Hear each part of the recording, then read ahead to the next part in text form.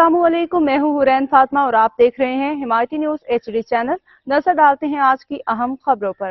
जस्कम जसाफ और शहरियों ने पीड़ितन में तरक्याती काम न होने और सफाई न होने के खिलाफ सिंधु चौक से टाउन कमेटी ऑफिस तक रैली निकाली। जस्कम के रहनुमा रुस्तम शर, मुजाहिद लाशारी, सुहेल पल, नवीद अहमद, रफीक राजपुर, जोएब अंसारी ने दीगर मीडिया से गुफ्तगू करते हुए कहा कि पीड़ितन टाउन कमेटी का माहाना बजट 1 करोड़ 84 लाख होने के बावजूद शहर खंडर का रूप धारने लगा है।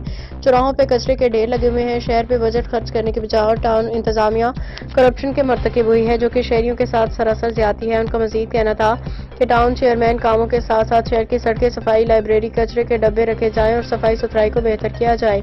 उन्होंने चेयरमैन पीपल्स पार्टी बिलावल भुट्टो, जरदारी, वज़ीर आला सिंध और दीगर आला हुकाम से दरख्वास्त की है कि यह हमारी दरख्वास्त पे अमल किया जाए। दूसरी तरफ चेयरमैन टाउन कमेटी पीड़िता ने बयान दिया कि शहर में तरक्याती कामों के लिए NIT की मंजूरी दे दी गई है। इंशाअल्लाह इसी माह काम शुरू हो जाएगा, लेकिन पब्लिक पार्क के लिए मनी लॉन्ड्रिंग का मामला एक बेबुनियाद और झूठे इल्जामात हैं।